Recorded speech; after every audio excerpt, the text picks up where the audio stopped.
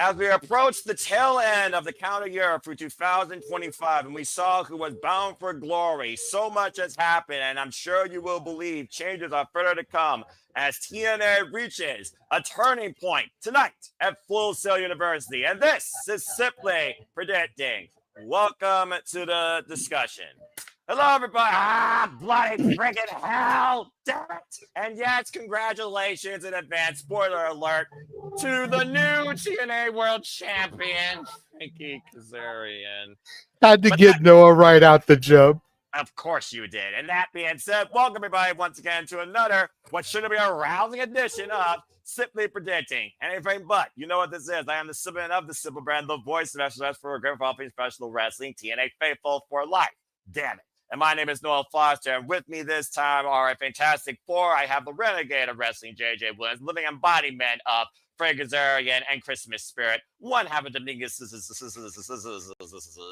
Emmanuel, and this guy who is not trying to follow down anything right now, unless the Predictions League, Charles Schultz. And thank you all for tuning in, whether live or on demand. Please like, subscribe, comment, tell a friend. We want to dictate the conversation. Super chat, pay about our pages, as simple as that. And you, of course, will find a link to the Predictions League forum, of course, on my post community tab here on YouTube, on my social medias, and will be in the comments section after the stream concludes. Without further ado, let's go ahead and give everybody's initial thoughts before we dive into tonight's card. First and foremost, gotta start off with the guy that's already raised my ire because I'm finally eating crow after freaking 11 months. Damn it. The Renegade Wrestling, JJ Williams, also known as one of the closest men ever to the future, now the present, 20 plus years later with the big one, Frank Kazarian, JJ Williams. As if I have to ask, JJ, how are you? But also how you feeling about Turning Point and your friend finally achieving the accomplishment in TNA Wrestling. Damn it. It's the most wonderful time of the year. Right. Noah, I have been telling you for about as long as Frankie has been back in TNA that his day is coming. Damn it. And you, ever the pessimist, did not want to believe me. No. Truth be told, I thought he'd get it before Joe Hendry did. Mm-hmm. But they made it wait.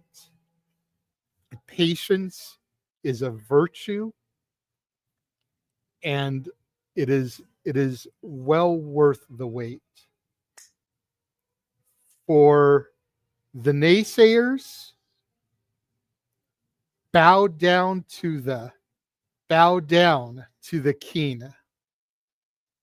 And for those of us like myself, damn it, and the West Coast professor, Jeff Mother Effin Meacham, we haven't hit the 5-minute mark yet. Frankie, we are and have always been your loyal subjects, ready to serve the future. And the future is now, and the future looks damn good. I still can't fucking believe it. There it is, folks. Get used to it, Noah. I'm going to have to. Damn it. Well, thank you for that, JJ. And that in mind, how do you feel about Turning Point tonight? We got 8 matches on tap here. Oy. Look, everyone knows that I've been absent from the product as of late. Yeah. I am very much looking forward to rectifying that. I actually watched Dynamite this week, live, with you guys doing the watch along for my commentary. The first thing that I've watched in real time in a long time. I would be watching SmackDown tonight if I didn't have to work. That said, storylines notwithstanding, I'm very much looking forward to Turning Point. I was already looking forward to it. And then the news broke yesterday, courtesy of Sean Ross Sapp, about Joe Hendry signing with WWE. He said his Say name. his name and he appears. I believe in Joe Hendry. Say his name and... There's name enough. Yeah, continue. And then the news broke about Frankie winning the championship. What a freaking day. And that just increased my excitement exponentially. Think about this. Not only, Noah, has Frankie Kazarian finally achieved the top of the mountaintop, but he dethroned Santana on the 20th anniversary of the passing of Eddie Guerrero. Orderly. You want to talk about some heel heat? Woof. Unintentional? There you go, right there. About to say, it speaks for itself. It's freaking authentic, just homegrown heat. Dadgummit. And I was wearing my Filthy Animals shirt last night when me and Datilla talked about the turning point in honor of Eddie. So, God rest his soul. All right. Well, thank you for that, JJ. Again, congratulations to your boy. And also, thank you for that heads up. And again, folks, I apologize for last night. I was not feeling well. I had a sinus headache since literally yesterday morning. Been asleep for the last 12 hours. But I'll be damned if I don't see the day professional wrestling event for you that we cover here in the Super Reliable Studios, being your reliable, open-minded source towards all things wrestling. Shout out to DW fam. Thank you for that, JJ. All right, let's go ahead and get the other panelists' thoughts. First and foremost, one half of course, one of the MVPs of the Super Reliable Studios family, the Dominguez. Emmanuel, how are you and how you feel about TNA Turning Point? Been a moment. Yeah, it's been a moment. Feeling excited. Like it's like it got me intrigued now. Like last week it was like a filler episode. I was kind of disappointed on that. Like, I feel like if you had no matches, fill out the 2 hours why even had the episode. Like it made no sense for me. It's just like we'll be back in 2 weeks and that'll be fine. Like just we'll be right back like I do when I lose all control. Continue. Yeah. So yeah, but what happened last night? It was crazy. When I was waiting for you, like I saw JJ online, I was like, I messaged him right away, going, "Did you see what had just happened in TNA?" And he told me yes, and like not the mention of NXT happening.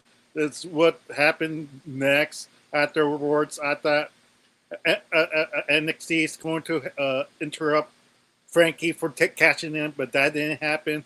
And once they're bowing, like I kind of figured that Santana's going to lose the title, which is which is sad.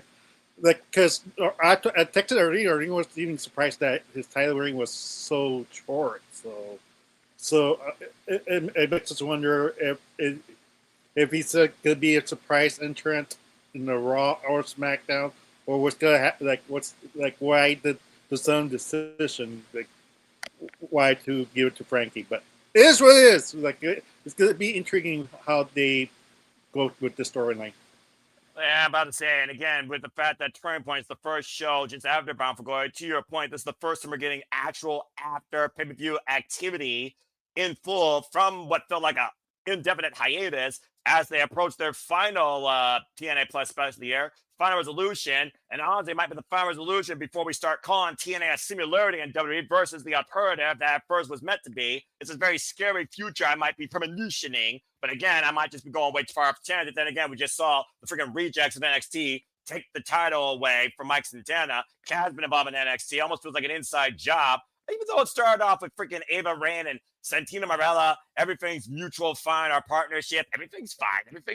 And conspiracy theory aside, I'm going to leave that all to the wayside. But thank you for that, Emmanuel. And certainly last but not least, Charles Schultz, it's good to have you on the audio once again for Simply Predicting. How you feeling about TNA Turning Point, my friend? Been a moment. Feeling good. I just hope questioning 4 weeks, but But hey, well, I guess we gotta accept the fact Trick Williams had a longer world title run than Mike Santana. I mean, again, he got Josh Alexander, just not on the same night. But to JJ's point, Josh did eventually win the title back. So again, I will trust the process and see what happens. But still, your NXT is really starting to get on my effing nerves, especially with that roach Robert Stone on the screen in a TNA ring. Anyway, without further ado, Cinema Predicting community, panelists, enthusiasts, TNA faithful, NXT followers, new and old too. Let's get right into it. So again, this is Cinema Predicting, and this time we are in TNA for TNA Turning Point. TNA Turning Point will come to us from the film of My NXT, Full Sail University. Of course, that starts tonight, 8 p.m. Eastern Standard Time, exclusively for TNA Plus subscribers on the TNA Plus app. One user per device. So try your luck to share that, folks. Good luck with that. So anyway, let's really quickly, Noah, I just DM'd you the updated image since Frankie won the title. Oh, you mean So this? Frank, yeah, the updated one of that. So the title is now on Frankie instead of Santana. Thank you for that. I'll be sure to upload that as we talk. So we got 8 matches on tap here, and while you definitely are far more worth than your what you make as far as when it comes to money and quality, we got this guy in this match once again. You already know how I feel about him. So let's just go ahead and get this match out of the way. It might as well be on the countdown. We got flopped out AJ Francis taking on BDE. BDE, one of the brightest prospects from the independent scene. We saw him debut at Bound for Glory during the Call Your Shot Gauntlet. Pretty impressive showing. Legitimately, folks, by the way, every one of these matches, except the tag match, was made last night. So your story is less than 24 hours right now going. But I'm still going to fill you in because that's what I do here. BDE was playing for a table by the giant pain in the ass. And freaking hell, he challenged him for a match. And Team Morella made it official. And that's why this is happening. Obviously, BDE struck a nerve with AJ Francis at Bound for Glory. As, of course, AJ was teamed by the entire Team A roster. At least that's one thing we could all agree on when it came to eliminating this guy. But either way, BDE has a huge chance right now to make his first impact in his first singles match here in TNA Wrestling. As you all know, it's the predicting. Here's how the story goes. Because there's only 4 of us, we got such a minimal card. Everyone will give their thoughts. When it comes to bigger shows and bigger panels, we'll handle on a need-by-need basis of agree or disagree. So let's go around the horn, and you already know who I'm picking, so I don't need to say anything else, and see what y'all think about this first time ever exhibition. BDE and the other guy, AJ Francis. And also, don't worry about his penthouse cronies because Rich Swann is in a different match and Casey Navarro is still injured. To Casey, I wish the best because it feels like AJ tossed to the side. Go figure. That being said, from somebody that loves Cheez-Its to somebody else that endorses football, Cheez-Its, and other snacks, and apparently this guy, for what it's worth, when he doesn't flop over the top rope. He's not banned from diving, apparently not banned from being predicted on. Kind of wish he was. JJ, go ahead. Talk about this fool, but talk about your expectations for BDE. I don't know if you saw Bound for Glory, but BDE, pretty impressive showing during the Call Your Shot Gauntlet. He has yet to have a match in TNA Wrestling, and honestly, he might be a new prospect to TNA Wrestling. Shout out, by the way, to Mila Moore, the newest signed Knockouts to TNA. Congratulations to her. Sounds like she's going to become a real problem for this Knockouts division. Curious to see what she brings. What do you think about this one-on-one match? Considering AJ Francis right now, I mean, what the hell is he doing here in TNA at this point? I mean, he lost out trying to get the TNA National Championship back in April. He lost out on the Call Your Shot Gauntlet, thankfully. He has not been TNA World Champion. He hasn't gone after TNA X Division Champion. That would definitely break limits and Cheez-Its. So what do you think comes from this? I don't think BD is going to put him through a table. Last time we saw AJ on our screens, the Hardys put him in his place through a table. But clearly, every grudge right now with AJ Francis comes with putting somebody through a table. So maybe that's what this escalates to. What do you think about this one-on-one? Well, I am going to correct you on one thing, and that's only because, and I'm sorry for stealing your thunder, Charles, but he pointed it out in the chat yesterday when I did this with Tatilla. Go for it. These two have met before at Wrestling Revolver, where BDE defeated AJ Francis. Oh, really? Okay. So this is not a first time ever meeting, just first time on a major stage, on television, if you will. Well, okay, cool. I respect that. Thank you for that. Again, heading I for look 20 at this hours. as just a exhibition. I think a lot of it has to do with placement on the match, on the card. With AJ having choke slammed Rich Swann during the Call Your Shot, I don't know if the First Class Penthouse is still on good terms or if they've gone their separate ways, because again, I haven't watched. It could just be one of those things where it was like, hey, it was every man for himself. I had to do what I had to do. But if Rich Swann holds any resentment, he could come out and cost AJ the match, allowing BDE to get the dub here. That's honestly the only way I see BDE getting the dub. Otherwise, this needs to be a squash. AJ needs to assert his dominance, show that he's not the joke that everybody thinks he is. So I'm going for AJ here. And I probably won't be able to get the form completed because being at work starting after this. So please make note of my picks they will be official here on the show. So my money is on AJ Francis. Just for you, JJ, and you're the only person I'll do this for as far as this panel goes. I will make it the exception because, of course, it's only because it's so last minute that we're doing this show. If there was going to be more time, I'd figure out a way to do the form, but I'm probably going to have to go from this to clock in. So yeah, that's why, again, I'm going to keep this under an hour, like I said, TK time. And again, much I add, he literally made this damn show last night on TNA Wrestling. Last night. I would love to see this go under an hour, but I highly doubt it. That is the epitome of highly unlikely in all likelihood. Look above you, Noah. We're already at 17 minutes, and we're only discussing the first match. That's because you glowed about Kazarian for the first 10 minutes. Damn right! Can you blame me? Can you blame me? How much did you gloat when Joe Hendry finally won the title? Damn it. Thank you. All right. Well, again, no more segues. All right. So that being said, he's got AJ. Moving on. We're going to go right around the horn here. Hopefully this is quick. Seriously, don't take too long. Don't take too long talking about this match, you two on the bottom. Manuel, AJ, or BD, what you got to say? Show some respect from AJ Francis. No, AJ Francis for the win. Dickhead. Charles, do you agree with these lollygaggers? No, I don't. Thank Christ. I highly doubt this is going to be a squash. Because AJ Francis respects BD that much, so it's probably not going to be a squash. But I still expect BD to win the match. Yeah, nothing else. You could just make the guy literally flop over the top rope and trip over a wire and win via count. At the end of the day, if AJ is the opposable force that you can't beat, and you try and outsmart him in TNA, outsmart this giant buffoon. As far as I'm concerned, BDE wins via count out. Shout out to the 14 of you that's putting your predictions so far, including Unlimited 2, members of Tino DQ, The Rocket, David Diaz, Manuel, I see yours right here, Dwayne Agason, Jeff Chadwick, Walter, Jerry Collin, Darren Cass, Dave Scheffler, who just joined the TNA League, and Charlene, amongst others. As far as this is concerned, this is a match, and people are split down the middle, 50-50. It's 7-7 right now. AJ, BDE, there is no mutual favorite. But as far as I'm concerned, if BDE don't win, why'd you win to TNA?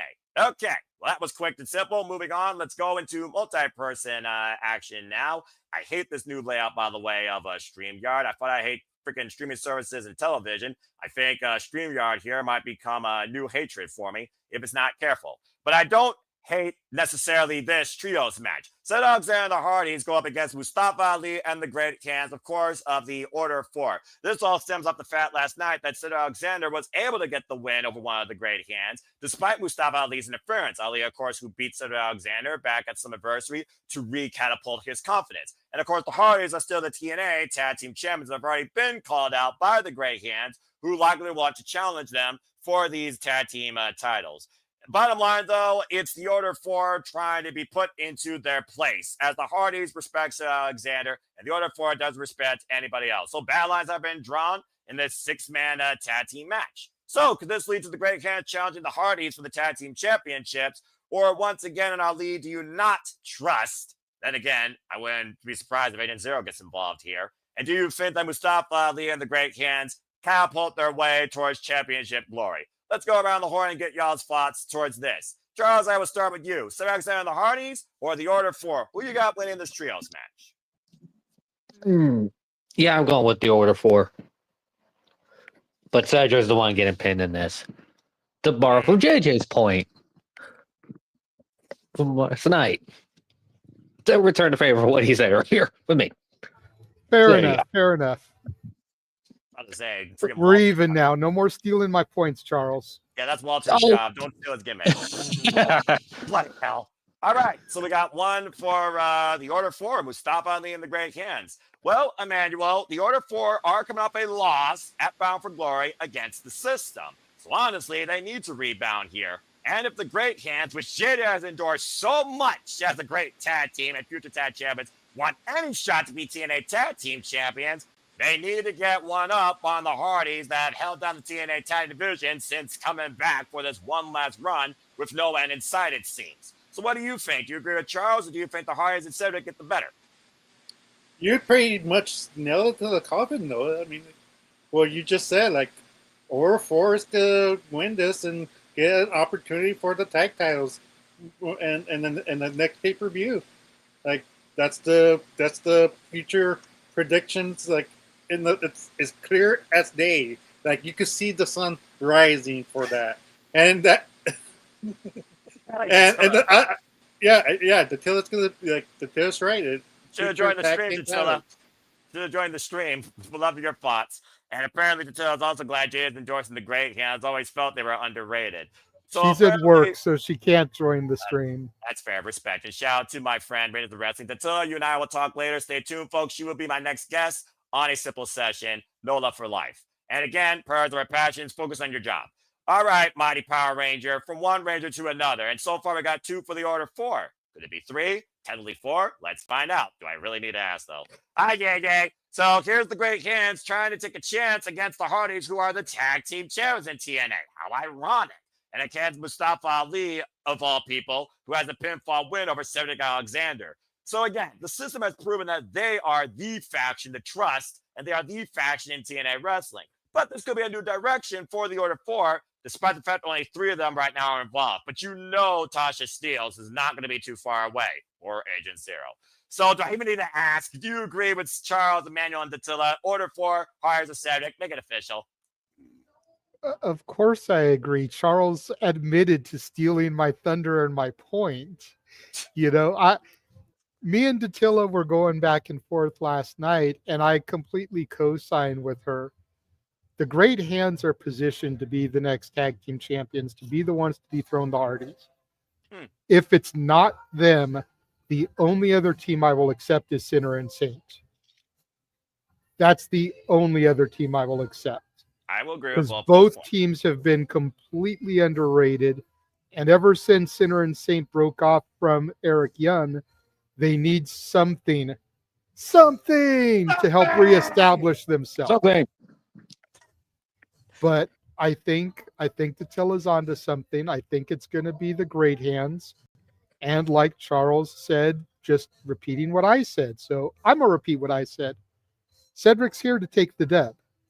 It keeps the Hardys looking strong going into their eventual title defense against the Great Hands. And it doesn't make them look weak because the Great Hands already have a pinfall over them. Cedric got the dub yesterday by pinning one of the Great Hands. He can give it back to them tonight. And as I am the simple man, simply put, for the first time in a long time, ladies and gentlemen, it's unanimous. I agree. The Order 4 are going to win. You got to set up new challengers right now for the Hardys. They've beaten every current team and Nostalgia Act across NXT and TNA. At this point, the Hardys no longer need the TNA Tag Team Championships. They've done their due course. If we're going to reset TNA as we approach a final resolution, and this show is supposed to be called Turning Point, make the show's name mean something actually for the future of TNA wrestling, for me as TNA faithful. And I do think that the Great Hands and Sinner and Saint are huge candidates to potentially lead this tag team division, or lack thereof. Let's be honest, outside of those 2 teams, Who the hell else do we got? Don't say the Nemeth. So I agree. I think the Order 4 win, and I think Mustafa Ali pins Cedric to boost the freaking Great Hands to challenge for the Tag Team Championships. Whether Tasha Steelz or Agent Zero get involved, or Mara Sade or Leon Slater, who of course is heavily endorsed by the Hardys, whole different conversation. But for once, I do agree the Order 4 pick a victory. I also go with the Order 4.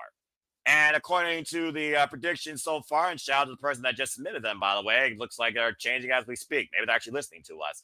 It is actually in favor of opposite of us. They're going with Hardys instead of Alexander. Again, I understand where people are coming from. It's the Hardys. They can't lose. Cedric's being endorsed by the Hardys. The match was just made last night. I get it. But you need change. And I don't know Mustafa Ali is the leader we need for that change. But I do think the Great Hands can be a great change for the tag team division as challengers. Now, if they can be champions, whole different conversation, whether or not they can lead that, especially underneath this fast of Order 4. But I think that, honestly, if the Great Hands and Ali don't win, Order 4 might as well disband. So I'm going with Mustafa Ali in the Order 4. But it's 20% in favor of us in saying that. 80% is going against us. In Ali, I trust. I don't know if I can necessarily hold that up, but I do trust that they need to win tonight, or you might as well pitch the Great Hands' chance of being that chance. Bye-bye. All right. Well, that was nice and simple. Good job, everybody. Let's go ahead and move on to our... Yes, man, I do see your hand up. What you got to say real quick? If only WWE gave Retribution this kind of love, then it'll be in the better hands. But you screw up, WWE. Great job, TNA. We're building a better faction than that. About to say... If WWE had given Retribution this kind of love, they would have been in great hands. Waka waka. And from Get out, that being JJ. said, damn it, JJ, you fucking muppet. And with that being said, from talking about the one thing I hate more than anything else outside House of Torture in professional wrestling to somebody endorse more than most people in professional wrestling, let's talk about the X Division Championship. Because we just talked about the Hardys, let's talk about their boy. As Leon Slater defends the gold against, can you handle this? Rich Swann. It is the TNA X Division Championship match as once again we find the youngest in charge, Leon Slater, defending the gold against an OG X Division champion, Rich Swann. And again, simply put, folks, this match was literally made last night after, of course, we had this kerfuffle with BDE, Leon Slater, and, of course, that penthouse nonsense. As, of course, the youngest X Division champion in history right now is continuing to forge his own legacy. After an altercation with First Class and BDE, Slater vows to teach Rich Swann a lesson in respect. And I pray that he does, because we already know right now, Lord knows someone needs to humble anybody that tries to team up alongside AJ Francis. So, straight up, X Division Championship match. And might I add, this is prior to what JJ is trying to call the last thing that needs to happen in this NXT-TNA partnership that still right now has drove my blood pressure a number of points that it shouldn't. Regardless of the result of this match, Leon Slater and freaking Javon Evans are challenging Retribution for the NXT Tag Team Championships during NXT Gold Rush over the next 2 weeks. So keep that in mind as well. Let's go ahead and get your odds fostered to see if there's a new face of the TNA X Division. Let's start with Emmanuel this time. Emmanuel, do you see Rich Swann having a chance in hell to beat Leon Slater for the X Division Championship in this day and era? Go ahead. The answer is no. Good man. And yeah, like Leon Slater needs a long-term run for this with this title, like until they have a credible challenger. But until then, keep laying him up and beating him, and hopefully you build up this young man to the TNA World Championship one day. All right, fair point. JJ, Leon Slater, Javon Evans, it seems to be the most dynamic, bouncy, no-limit duo right now across professional wrestling. And again, Leon Slater, he literally is making history. And while your boy right now is the present with his crown, Leon Slater is definitely the future of TNA wrestling. And again, he did just start. Of course, he has had this title since Slammiversary after beating Moose, the franchise, might I add, of TNA wrestling. So I honestly don't see a change here, but I just see another way that Leon Slater gets further endorsed in being that promise to the division defined by no limits. Wouldn't you agree? Yeah, 100%. I said to Dattila last night, I think they have the opportunity to do something very special with Javon and Leon. Leon is already the X Division champion. I could see them positioning Javon to take the North American title off of All Ego Ethan Page. Ooh. And then the two of them winning the tag titles together. Great. Put all the gold on them. You want to talk about a partnership. Then you have a tag team comprised of a singles champion from one company and a singles champion from the other company holding tag straps together. Fair point. And they're probably the only team I could really see it working for. And then when they have their inevitable breakup, that rivalry is going to be glorious. As glorious as Bobby Roode. I missed that. As I watch takeovers continue. That I appreciate that. Oh, he's done. All right. I've got Leon retaining. I'm sorry. Rich Swann is going to just go down in a blaze of glory. Well, hopefully it's in his best blaze of glory that I used to endorse him as when he was TNA X Division champion, and not. Hopefully AJ this match doesn't go all night long. Can you handle that? All right. Well, that being said, Lionel Richie non-copyright. Charles, close the thing out. Just say Leon Slater so we can move on, because I don't think anything further needs to be said. Yeah, Leon Slater. Let's move on.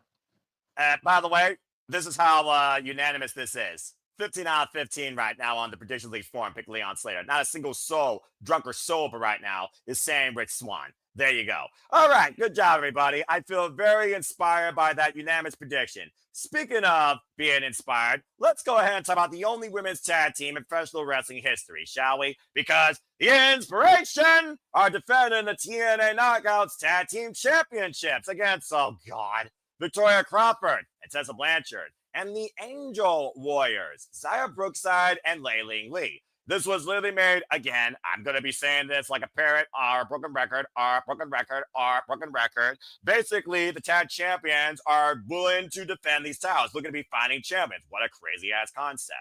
And their answer was not by one team, but two teams. I don't know if you call Tessa and Victoria Crawford a team that anyone wants to see on their screens, but they have been a duo here in TNA Wrestling since this partnership began, much to my skin crawling. We just saw Tessa Blanchard, of course, beat Mean Jam Miller. I told you all. At Bound for Glory with a roll of quarters. Don't rule out them actually trying to do something stupid here in a triple threat with no disqualification. Why the Angel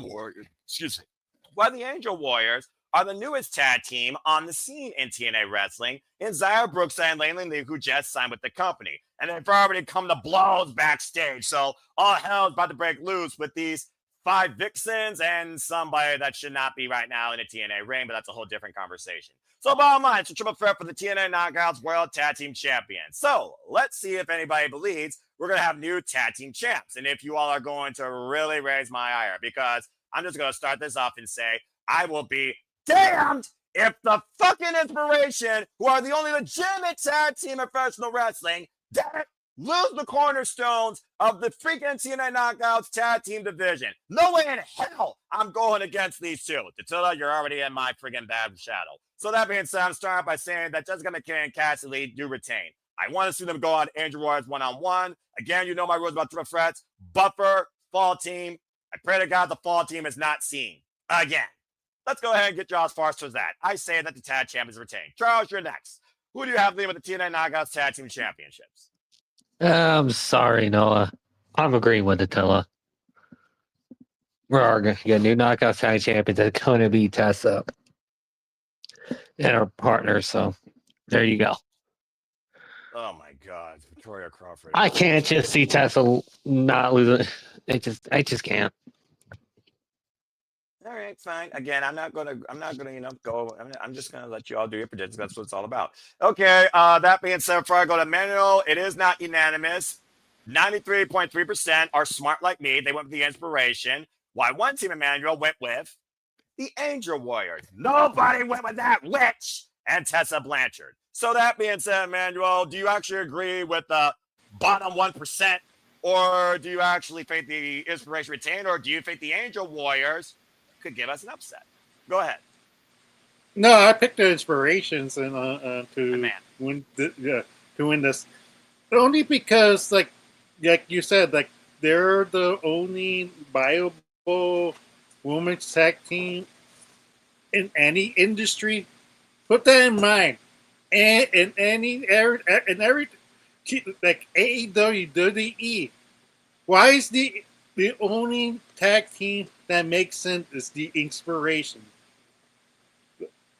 It's like we need to have more girls tag team instead of being broken up and setting them up for the IC Women's World Title, TNA World Title, TNT title. Like, just keep them. Like it's okay to have tag teams. Stop breaking teams up for no good reason. When I'm talking about to every company, stop doing it. We need tag team to revitalize them. Then what? If not, then why do we have these titles? Why? Simon Miller. But yeah, why? Here's why. But yeah, and stop saying that Tessa is a racist. Look at her tag team title. Before I give it to JJ, I'm just going to put a disclaimer here right now. We do not hold the path against anybody, but I also say here that people can change. People need to be better. Humanity need to be better. And humanity, you need to get out of the freaking social media bubble. Thank you. This has been a simple endorsement by the simple man. That being said, hello, JJ. So we got one inspiration, one Tessa Victoria Crawford, one in the poll for the Angel Warriors. So this should be very unique. I will also say this when it comes to Tessa Blanchard's TNA returning calendar year. You're right. She did win a singles match. She's lost on the TNA Knockouts World Championship. Here's the thing. Hi, Jeff. Do we really need Tessa to be a champion again in TNA wrestling? Talking about turning the page from her past. Call it what you will. And yeah, she is still very obnoxious, and you can still call her what she is if you hold the past against her. And that is entirely up to you. But I'm a simple man that believes in living in the present and moving forward. There's a reason why I took a mental break to remind myself about that after what your Retribution did to my X-Men Championship match in Bound for Glory. Still hate your NXT for that. But that being said, Tessa and her. No! I just don't know. But that's a whole different conversation in itself. I want to see fresh talent actually get a chance at this. Hell, I'd rather see Fatal Influence actually get a chance at this. The original two ain't even in there anymore, and found Henley's injured. So that being said, that's the only positive endorsement I'll give your NXT. You get one, brother. JJ, what do you think? Who you got leaving at the TNA Knockouts, Tag Champions in this triple threat? What's the future of two of these teams and this other duo? Maybe me and Gia like a summer revenge. I would love to see Gia just clock Tessa or Crawford with quarters and cost them the titles. Just saying. But maybe that's a little bit vengeful and spiteful and dark. I don't give a fuck. Who you got leaving at the TNA Knockouts Tag Championships? Go ahead. Well, first and foremost, let me say hello to my dad who popped into the chat room. I saw you bring the comment up. Yep. But I just had to address him. I Good appreciate to see it. you in the chat, Pop. We're going for winners. Yep. The whole idea of the Predictions League is to try to climb up the rankings, not fall. Yep. So that said, I am going to pick the most overrated, the team that I don't understand the most, think are completely overhyped, and that is your girls, the Inspiration. Thank you.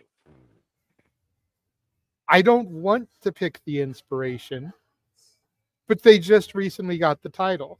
They're not going to lose them this quickly, and I don't think TNA, especially with WWE's involvement, is going to make the former Iconics lose at Full Sail University. That would just be fucked up. You think? But that said, I would rather the Angel Warriors walk out of here with the gold. It'd be an interesting surprise for me, honestly. I will say that. I liked Xia Li when I first got back into things. Like I told Datil, I thought she had a unique look, a good gimmick, good worker in the ring. Mm-hmm. And I've been thoroughly impressed by Xia Brookside since I started watching TNA. I loved her since NXT UK. Such a bright side. Daughter of Robbie Brookside, by the way. Yes, Zaya squared, as I call them. Please don't turn that into a shirt. But I even told Datilla I would rather Victoria Crawford and Tessa Blanchard be champions. And everyone knows how much I dislike the former Alicia Fox. I don't buy the hype of the Iconics, the Inspiration. I don't. And I'm sorry if that upsets you, bruv. I like that. But I think a lot of it has to do with the fact that I didn't come up in your era of NXT. So I don't get it. It's fine. Yeah, I get it absolutely. That again, You know, I saw I'm these alive. women after they were released from WWE, after they went and had kids, and they started this little resurgence. I don't get the hype behind them. They're two Barbie doll blonde bimbos who look like they're leftovers from the Divas era. They are the blonde Bellas. Seriously. Datilla was trying to throw me off of the stream last night. So, but I'm going to be real with you. I'm going to keep it 100. And that's why you love me. That's why you love me. I respect But- that. Yeah. Yeah, I'm unbiased. I don't get the hype behind them. In In the Divas era, they could have been amazing. Now, I think they're just a reminder of what we've grown leaps and bounds beyond. That doesn't mean they can't be great wrestlers, good workers. I don't think we need characters like theirs anymore. But I have to pick them to win.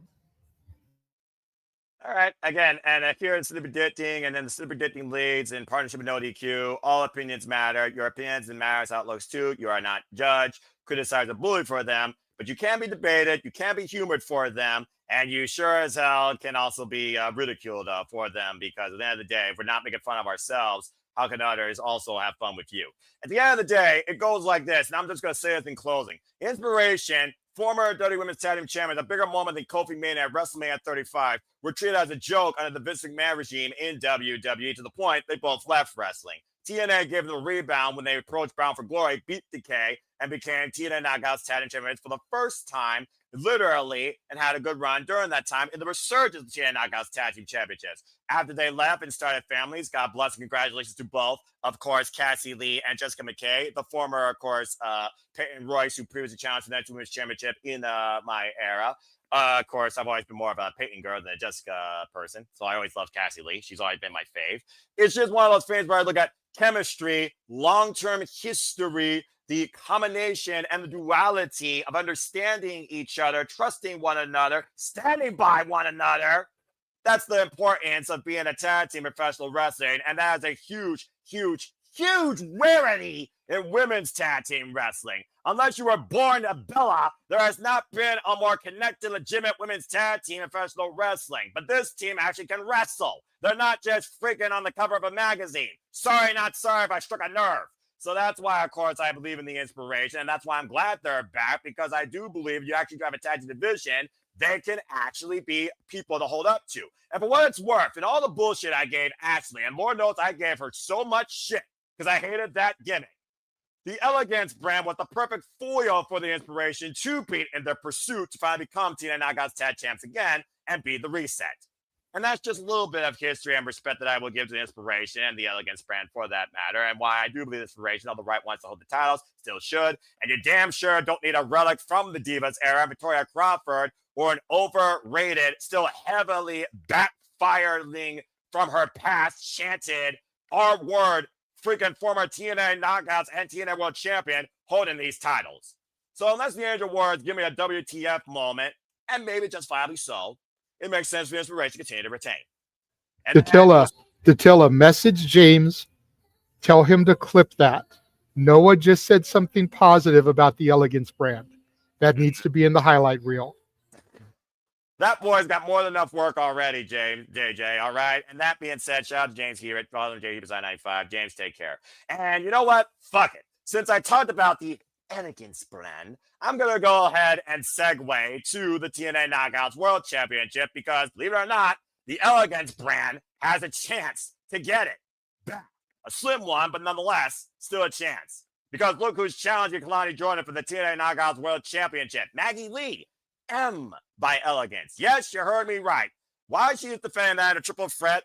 Oh, wait, did I spoil something? Why Kalani Jordan is scheduled to defend as a triple threat at Gold Rush against Jordan Grace and Lei Ling Lee. Yes, you heard me right, folks. She is actually defending it first and foremost at Turning Point tonight against the Elegance brand.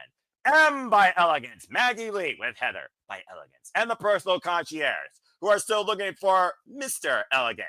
No, hell no, no, it is not me. It never will be. Enter, me. Noah. Enter. No, everyone shut You the could fuck be up. Mr. Yes. Elegance. Yes. No, Yes. no, Yes. no, Yes. no, that's Yes. Yes. Yes. Yes. Yes. Yes. Come on, Emmanuel. Yes. Get it. no, Emmanuel, tell no, Arlene. Come on. do not Emmanuel, join tell that Arlene madness. to message Noah and someone tell stop him that this. he should enter. No. We can Yes. have our very own No. Noah by Elegance. The day I call myself that's the Elegance It is brand. perfect. The day I call myself that, the day I freaking see the Elegance brand win back the Knockouts World Championship.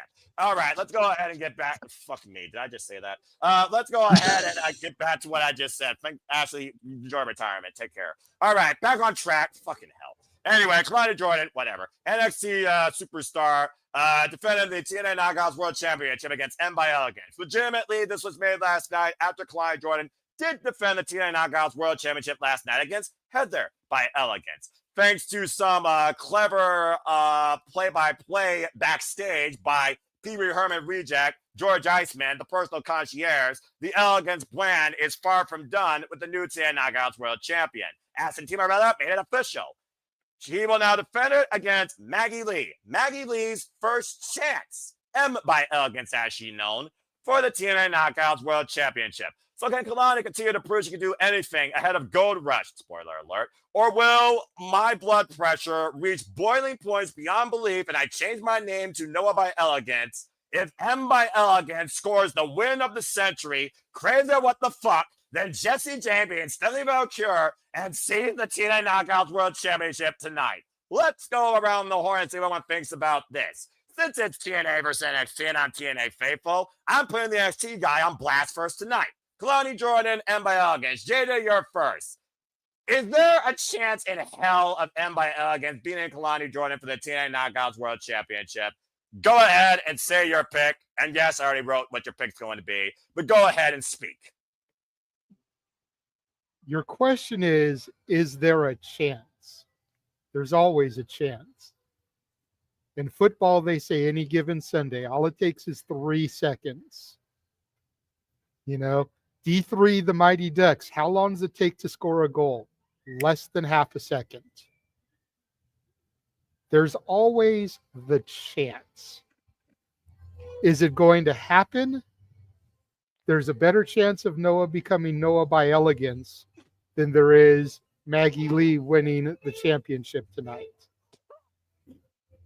I think that is 100%. This match is a showcase for Maggie Lee. Exactly what I said to Dattila last night. Good grief. We have to remember that Maggie Lee is still young in her career as well. Absolutely. Kalani, still young in her career. Granted, I think Kalani now has slightly more experience than Maggie, but probably not by much. Kalani has been performing at a high standard, champion, you know, in NXT and now TNA Knockouts champion. Definitely given that ball to run with. Kalani, much like her man, Carmelo Hayes, has the innate ability to bring the best out of who they work with. Kalani is going to make Maggie Lee look good. It's just not going to be M by Elegance's night. I told Dattila I would be more worried if it was Heather. But it's not. It's Maggie. The only possibility, and I go back to what I said earlier regarding AJ and Rich Swann. Ashley may be retired, but that doesn't mean that she can't get involved. She just can't compete. How Fair. poetic would it be for Ashley to help bring the title back to the Elegance brand, considering she had to surrender it, which is how Kehlani ended up with it in the first place. Still debating whether or not that should have But my happened. money, my official pick is Kehlani Jordan. I wrote Kalani before I even got to this match. All right, fair enough. And again, Maggie Lee, huge opportunity for her. I followed a little bit of her work during AEW Dark and Independent, so I'm very happy for her, actually. And you're right. She has a little bit more experience than Kalani Jordan, who literally is a new athlete, let's forget, that was raised out of the NXT program. And for Kalani Jordan's credit, hopefully she's more worthwhile than Trick Williams. That being said, okay, Kalani Jordan to retain, and I will also say I agree, because again, spoiler alert, he's already booked for Gold Rush to defend against Layla Lee and Jordan Grace. Let's just be honest here. They kind of booked themselves to a corner unless you've been living under a rock. Not to mention, Who's to Heather say had her they chance can't last turn night. it into a fatal four-way, though? I won't rule that out, but I don't see that happening. I mean, this is WWE booking. They could always make it a fatal four-way, put the belt right back on Kehlani at Gold Rush. It's not out of the realm of possibility. It's just highly unlikely in all likelihood. And I hope Caitlin wasn't watching when you ranted against the Bellas a moment ago. She doesn't watch my content, and she knows that I'm mutual in my opinions and what I mean when it comes to a wrestler and a diva. And at the end of the day, she's a Nikki fan. I'm a professional wrestling fan. Simple as that. All right, moving on. That being said, it's a Kalani. Gold Rush, it's going to be Kalani. TV specials, we don't predict it because TV is not worth that value of a form or a Point Addictions League point. So, 2 Kalanis, and also before I give it to Charles, what the hell? All right, I guess somebody must be part of the Elegance brand going for Mr. Elegant. Not unanimous here, folks. One person picked M by Elegance. Charles, was that you? Do you got Kalani Jordan leaving with the TNA Knockouts World Championship still, or does M by Elegance throw glitter in her eyes and steal it? I do see a championship retaining. Kalani's keeping the belt. Again, I want to just point this out. All these matches was made last night during TNA Impact Live. And she literally just defended against Heather by Elegance last night. Keyword, defended. Didn't face her one-on-one, simply defended. All right. Amanda, I'll close this thing out. It's freaking unanimous. Kalani's leaving with the belt, did you see? Yeah, sadly, but this is kind of frustrating in my part from the NXT side. Kalani Jordan just turned heel, yet they booking her as a baby face in this situation. Because no, it's true. It's true. She is not the baby face here. Exactly. Like it's kind of weird because like yesterday, like she defended her title, and the crowd were cheering Kalani. That's not the thing you're supposed to do if she just recently turned heel. What are we doing here? Like it's like if you're gonna put her as a heel, then let her face somebody baby face. I get that Elegant Brands is TNA, but those are heels. And you're in Full Sail, and like they're not gonna cheer for like. I guess that movement. That's the only reason why they booked that. But Emmanuel's brain is breaking with the heel versus face dynamic of TNA versus NXT, where TNA is wrestling on NXT territory and vice versa. Yeah. So for me, it does not make sense. It's just I think there's just stepping 2 steps backwards and forwards towards Kalani's heel turn. But yeah, Kalani needs to win this. Like Elegant Brands. I think they're done. They like if we're not gonna see Ash Elegance in as a manager or being in ringside, why what it's like Tony Storm having her Kazarian and Tony Storm is not there. What's the point? Like, I'm about to say, Luther Butler can knock George Iceman's freaking glasses down his throat, though. That's a different conversation. But I get what you're saying. The bottom line is this. She's been excommunicated from the NXT Women's locker room, turned heel, She defended that by any means against Jordan Grace because she knows he's not a champion. She's not only alienated, she's irrelevant. And while Xia Brookside and Layla Lee said, we got your back, she's like, I don't need you. Trying to be a stone cold complexion, apparently. Stand for yourself, I guess. Good luck, Kalani. We'll see how far and how long you can do that. At the point right now, Kalani's not heel or face. She's her own woman. She's not even Two-Face from the DC universe. Bottom line, though, she loses that title, she's SOL. So right now, she needs to defend that championship and hold on to it by any means necessary, even if it means going heel against a heel faction like the Elegance brand. And it wouldn't surprise me if she does just that tonight. Oh, well, let's note before we move on to Yeah, JJ. go ahead. Then I see JJ, but go ahead. Yeah. But, like, in Kalani Jordan, it's kind of stealing Carmelo Hayes' thing. She called herself her. I wonder where I heard that from. Gee, JJ, I wonder. I was Go ahead. calling her as soon as I found out that they were together. I know you were. So all residuals and royalties can be sent to. But Continue. the only person that I want Kalani to lose the title to is Indi Hartwell. Same. And I think that should have been the match for this card. Same. Because not only are you giving Indi back the belt, granted for another company that technically she never lost, she had to forfeit, but you're doing it at Full Sail where she has rich history. Yeah, again, I don't know. TNA Turning Point, definition of the name of the show. Yeah, I don't know which turn this is. Albuquerque, the right lane, the left lane, the right way, the wrong way, the Johnny Gargano way. You tell me. But since you did Indi Hartwell and we all unanimous went with Kalani Jordan, let's talk about Indi, shall we? Because you want to talk about somebody that definitely don't quit. The Heart don't quit. Indi Hartwell is not going to quit till she breaks Dani Luna. Because guess what? We got a no disqualification match. The 9 guys are going to be taking center stage tonight at Turning Point, and more so I care about them more than anybody else. So let's go ahead and talk about more knockouts, shall we? Indi Hartwell is finally going one-on-one against Dani Luna. Well, technically one-on-one again.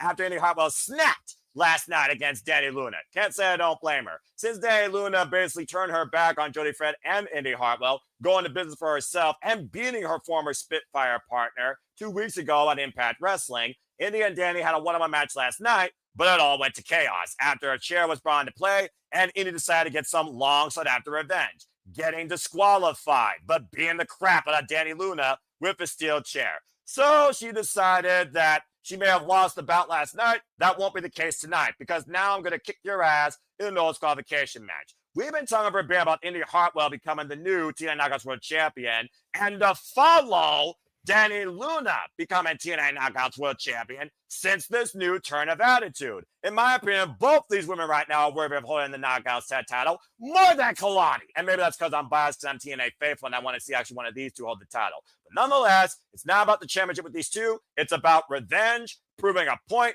and making one step closer. And again, your Hartwell had her chance at Bound for Glory in a very meh match where she lost against Kalani Jordan. And I thought it should have been her night that night. That cost me a point. Nonetheless, Dani Luna, Indi Hartwell, both women with one thing in mind, hurt each other, then go after the Knockouts title. So we reach a turning point with both these women's careers tonight at Turning Point when we cover Cibo Studios. Let's go around the horn and see what you think. Emmanuel, I will start with you.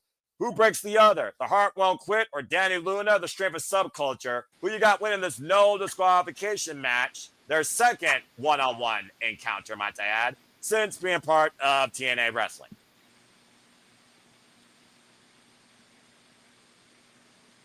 Oh, because I got like it kind of started. I'm not sure. What the hell? Yeah, it buffered. That's why I didn't say nothing. Like I was fine. Like the internet, but yeah, I kind of concerned about this match, Noah, because I went with Indi Hartwell, but then I started to think about it. Does Joy Dredd accidentally hit Indi to cost her the match, and that's how she how she went. That's how she wins. Like it's I'm kind of concerned now that my mind just crept in that thought that maybe we could have a triple threat with these three ladies or just join alliance, and then Spitfire becomes a heel tag team title Oh, jeez. combination. But yeah, that's a different story. But yeah, like so, I'm kind of torn with this match, but I pick Indi to win this. Hopefully, I'm wrong with this prediction and what I just pitched out, but that's my only concern, that it will cost me a point if that actually happens. There is another name I'm thinking about, though, here, but it really goes to show, are we going to keep spinning in the circle, or are we actually going to move forward? And that's why I don't want to bring it up, and I fear someone else might. I just really want to see these two beat the crap out of each other and the winner move forward, because I don't know how long I need to see Indi and Dani at each other's throats without the TNA Knockouts World Championship in the middle of that equation. So that's my thought. But that being said, Bodyman's going with Indi. You're going with Indi. JJ, a majority are going with Indi. 13 of the 16 right now, but 3 people did go with Dani. Again, Dani Luna, she just went through this character change literally during the summer. And to Manuel's point, we've already seen a triple threat with Jody Fret, Dani Luna, and Indi Hartwell. That's what led Indi Hartwell to challenge for the TNA Knockouts World Championship at Bound for Glory. Dani Luna has yet to have a chance at the TNA Knockouts World Championship, period. So what do you think here? Who you got? Like I told Attila last night, my heart wants Dani Luna. But if I'm betting on Indi Hartwell. I think Dani could benefit more from the victory, especially as you pointed out, she just had this change of character over the summer. She needs something to propel her forward. But I think all roads lead to Indi becoming champion at Final Resolution. So in order to get there, she has to beat Dani. And then you can play up the fact that Dani hasn't been able to beat Indi, and Dani can be the one to finally dethrone Indi. I'm torn because I don't know if I want that moment to happen at Final Resolution or at Genesis, like when freaking Joe Hendry won the TNA World Championship. Because when Joe Hendry won the TNA World Championship, I believe in Joe Hendry. Damn it! I didn't do it because we already did the gimmick. I didn't expect it to be done again. Bloody hell. Well, I mean, there's a better chance of freaking him and Thea winning gold together than him having the TNA World Championship again, considering he's officially in WWE. All right, well, that being said, this is one of those matches that does have me scratching my head, despite the fact it was made official literally again last night. It's literally a rematch from last night with no disqualification stipulation.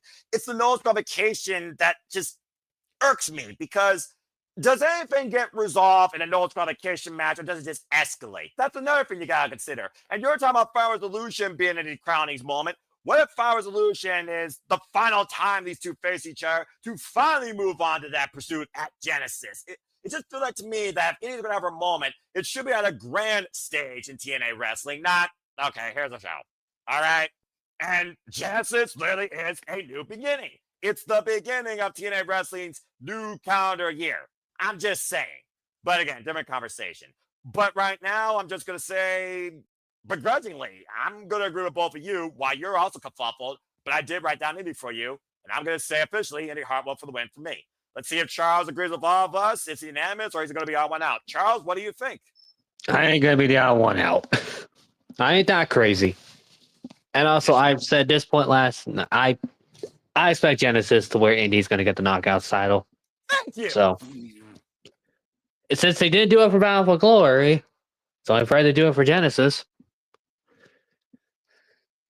So there you go. All right, well, that being said, I only say Final Resolution because I look at the name of the pay-per-view. And while I don't think it'll be the grand finale of the TNA WWE invasion rivalry, whatever you want to call it, I think it will be the final resolution for some of the angles. And Indi ascending to the top of the throne there makes sense. Otherwise, you wait until WrestleMania week Oh. and you put it on her at WrestleMania week and TNA's pay-per-view like they did last year.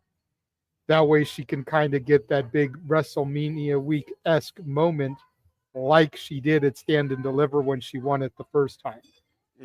That'll be either like Unbreakable or Rebellion or some other weird name that would probably bring back. But I don't want her to have to wait that long. That's another 5 months. That's why I think January is long enough. All right. Well, that being said, though, we do believe the Heart won't quit and won't stop till she breaks Dani Luna. And this should be a hell of a fight. This is actually one of the matches I'm most looking forward to tonight. So, kick ass in there, Dani. All right. Indi Hartwell for the win, though. Okay. Only got 2 matches left, so let's see if we could trust each other's opinions on this. Do you trust the system, or do you smoke them if you got them? And can you all figure out who the new Rascalz is? Because I for sure as hell don't know. And by the way, shout out to JDC, who officially announced his retirement in January. So to Fontangle, Dirty Dangle, John Dangle, Curtis, thank you for everything. Very curious what that means for the system upgrade, downgrade, reboot. We'll talk more about that later. Let's go ahead and talk about this 8-man tag team match. The Rascalz, Zachary Wentz, Trey Miguel, and Myron Reed. God, Myron Reed and Leon Slater was so fucking good. And they take on the system with TNA Wrestling. Botch, not personal concierge. That's Alicia Edwards. Put some damn respect on that woman that took the harshest bump at Bound for Glory. The ride or die partner of Eddie Edwards, who literally built the system in the first place. I still can't believe that's the case, by the way. I completely didn't think that was right. But nonetheless, that's what things are. And of course, most professional wrestler Brian Myers. And as I said before, JDC. The system taking on the Rascalz. And simply put, this kind of escalated from open fight night when it was the system and the Rascalz and another team, like Sinner and Sin, I believe. And of course, the system proved once again that they work. So basically, right now, he said that he will once again fight with his allies in the system, JDC, in an 8-man tag match at Turning Point. So looking at faction warfare, but successful and respected factions here, we have the system and we have the Rascalz. But again, who joins the Rascalz here? That is really the real question versus who you think's winning. So, JJ, I'm going to start with you. What do you think about this 8-man tag and who you think vacant is and which faction do you have winning? All right. This was definitely an interesting conversation last night. I bet. So I apologize to the 2 men in the bottom row who I know were in the chat room a little bit last night, especially Charles. Charles was there the whole show. I think Emmanuel just kind of came in towards the end. Great. You had your own podcast in the chat room. What the hell did I miss while I was knocked out? A lot. But so to a point Charles brought up yesterday, and I actually have an actual number now. November 11th, 2025. So 3 days ago, the former Wes Lee, Desmond Xavier, became a free agent. Oh. His 30-day non-compete expired.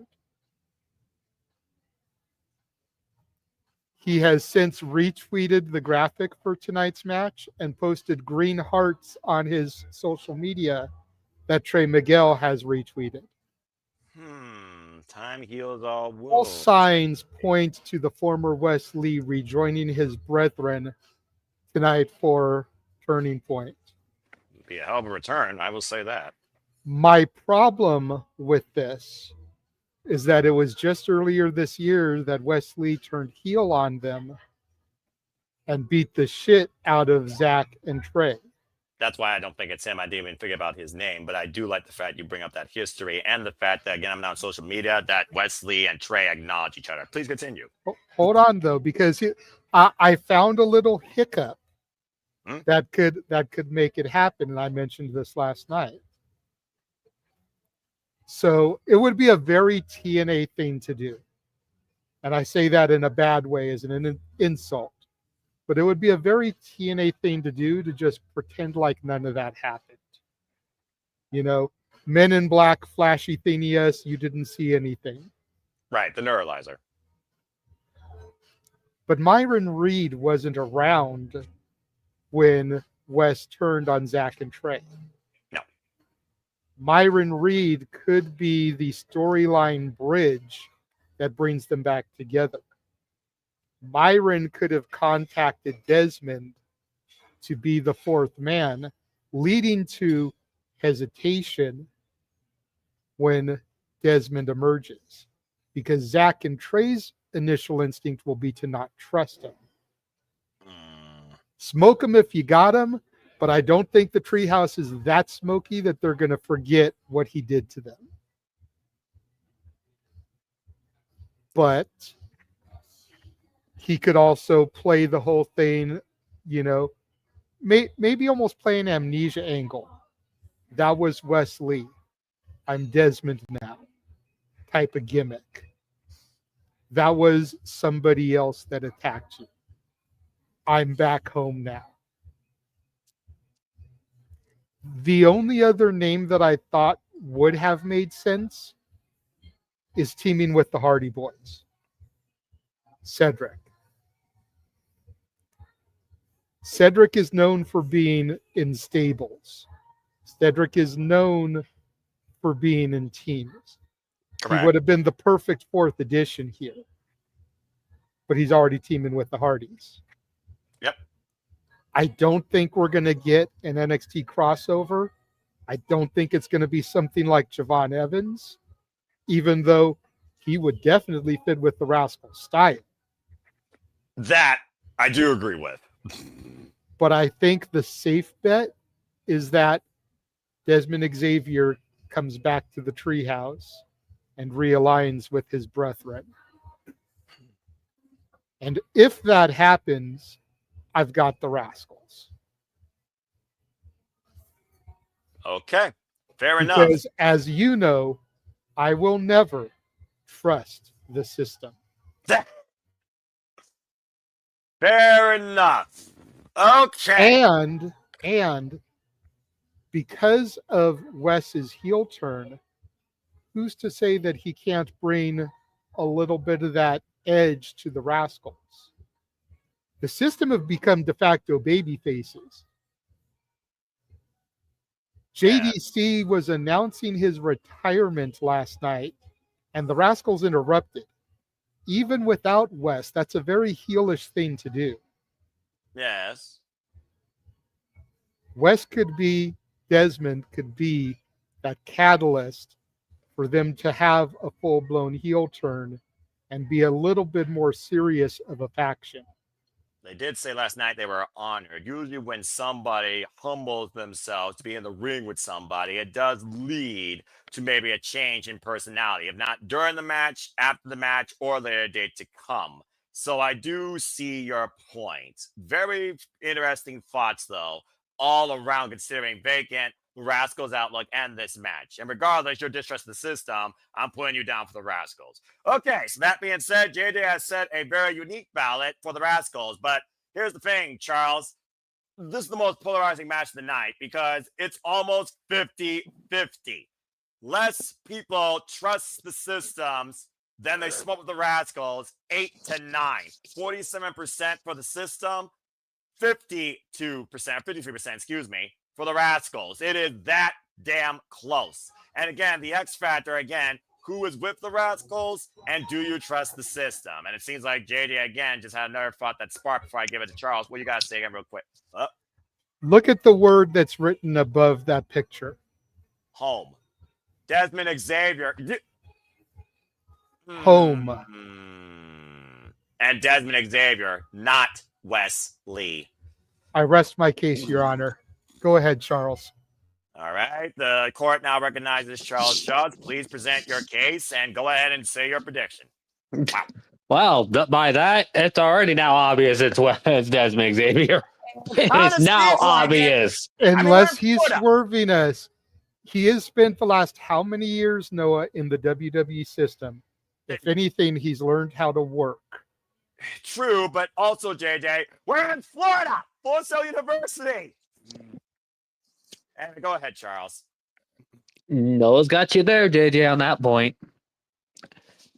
And regardless, if it's going to be Desmond, the Rascalz are winning this. And they're definitely more being full-blown heels after the end of this match. All right, fair enough. I'm fucking torn. Let's get Emmanuel's thoughts first before I get my pick. Emmanuel, go ahead. We got 2 Rascalz so far. And again, it is almost 50-50 across the ballot. So where do you stand in this? Again, JDC, yeah, he's about to retire. So where do you think he wants to end strong with his stablemates, as the system are also coming off that great win at Bound for Glory in Hardcore War? Do we just retract that momentum for the system as a faction with a loss to the Rascalz here tonight? I don't know. Go ahead, man. I'll let your thoughts go ahead. Yeah, like once that match was confirmed, like there's one Rascal left to be filled, automatically thought of Wesley, like because he's been let go and it makes sense type of way. And JJ made a great point, but does that mean that the system is going to take advantage of the mistrust of Wesley? Because they're not going to be liking that right away. So I put in my prediction that the system's going to win, because and the Rascalz had lately been taking pins and been seeing the lights under the stars of the lights recently a lot. That is true. So for me, like, it makes sense for the system to win, and that way, slowly by slowly, like they either go heel or they start trusting Wesley again. Like, so that's my logic. Like it's not gonna be like a happy reunion right away. Like, because if it is, then it's one of those things like okay, that was very easy without inconvenience type of situation. This never happened. This never happened. This never happened. So I like the drama, and hopefully I'm right with this. So that's why I'm going with the system, and it would take a while for them to trust him again eventually. So we got 2 Rascalz, 1 system, and again, it is 47% in favor of the system and 53% in favor of Rascalz and Bacon. And while I just got done watching NXT TakeOver War Games 2018 with the Undisputed Era, that of course shocked the system for the duration of a better part of practically 4 years, I'm actually going to go ahead and balance this prediction and say that out of the gate, as soon as I heard JDC is retiring, I think the system is justified right now to continue their forward momentum at Bound for Glory and continue to be the most concrete forward faction, neutral favorites, TNA faithful and grounded individuals of TNA wrestling. I'm actually going with the system. Not only do I think right now this would just be a nice coup on the way for JDC to bid everybody a fine adieu, it's one of those things right now, looking at the last time the system was involved around this time of Power Resolution, they were pursuing the freaking TNA Tag Team Championships. It's also one of those things that I look at the fact right now that I look at Moose. I don't know what the future holds in store for him. Yeah, we got a new TNA World Champion out of the blue. And again, right now, I don't know what the future holds for Alicia Edwards. And I do think you continue the system's momentum since Bound for Glory. Again, we are coming off Bound for Glory almost a little bit a month later. I think it's been a month and 2 days. And I just don't think you reset that. I also don't think you forget the past. If Desmond Xavier does show up, it'd be cool. But you humble yourself. You regain that trust. You remind everybody who you once were, and you remind yourself who you are. Not necessarily in victory, but where you truly knew who you was in TNA wrestling, when the Rascalz were a complete thing. So while I do think that would be a nice homecoming, I don't think a homecoming necessarily needs a victory, even at Full Sail University. So regardless, since Bound for Glory, I still trust the system. I'm going with the system here. All right. Well, that being said, man, I do see your hand before we get to our main event. Go ahead. You got to fart real quick. Like, as a joke, like, who knew the little Rascalz would become so big and mighty? I wonder what happened to Alfalfa. Yeah. Fucking idiot. I get that. They need to grab one of the producers from WWE to have with them. That way we can have PD back in TNA also. Oh, Canada. Not quite right. All right, moving on. Again, stop it. Stop trying to bring Team Nostalgia back. The next name you're going to say is Rob Van Dam. All right, let's go ahead and move on from here. Oh, Lord, don't do that. As long as he doesn't use that damn theme song. Doom, doom, doom, doom. Rob Van Dam! The whole fucking show. JJ, that is more likely to happen when he shows up at TNA. You want to talk about one of the worst theme songs of all time? Right? What the fuck? I would rather listen to Billy and Chuck, You Look So Good to Me, or Rob Conway, Just Look at Me, as opposed to hear that shit. You're small crap. What the fuck were they smoking when they made that theme for him? That made no damn sense whatsoever. Seriously. What were they thinking back then? Oy, I think you said the right phrase there, Noah. What were they smoking? Okay, that's fair. Blanchard Johnson on that one. That was on him. You know what? You're not wrong. Oy vey. All right. Well, that being said, we've had a lot of fun, a lot of talk, a lot of random chit-chat, a lot of miscellaneous food for thought here, of course, as we get ready for TNA Tournament. But again, folks, stay tuned. We'll be coming back here in Iceland Studios. We'll be starting at 7 p.m. Eastern Standard Time, I believe, with our pre-show. As, of course, they do have a countdown. Countdown will not be part of predictions because just like pre-shows, I don't do that for the segment integrity of the show because I think if it matters, it should be on the main card. Period. But I will go ahead and tell you right now, made official by TNA Wrestling, as we get ready for our main event, we do have a triple threat match on the countdown. It will be Vance Warner with Steph DeLander taking on the hometown man. How many cities is the hometown man from? Just saying. Taking on Jake Something in a triple threat match on the countdown for whatsoever reason to see if that might lead to something. And before I get into our main event, oh, God. Frank Kazarian will have the King's speech tonight on the countdown to Turning Point as we segue into our main event tag team match. And JJ, I'll let you kick things off. I cannot wait to go back onto YouTube when I get home and listen to the proclamation of my king. Oh, I'm never going to get out of this, am I? Oh, no. Nope. Fuck me. Would you rather be stuck in this world, the Twilight Zone, or Wonderland? Frank Kazarian's King's speech will be on tonight at the Countdown to Turning Point, as he also will be involved in most likely the main event of Countdown. Fuck me! Of the friggin' show. Let's go ahead and talk about the main event. How does that championship look on his shoulder, Noah? Can we address that, please? You just are going to keep on Go ahead, Noah. Tell the world how amazing that looks. Oh, my God. I'm never going to get out of this. Oh, man. You're never going to leave me alone about this until he loses that championship. JJ's going to have the time of his life again.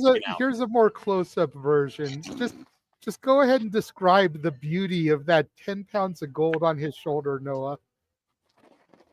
That being said, the new TNA World Champion, Frankie gets... You fucking idiot. Oh, God. Oh, man. This is the biggest nightmare of my life in 2025. Okay. Oh, I got to get myself together. All right. Again, congratulations. Let's go ahead and talk about this main event tag team match.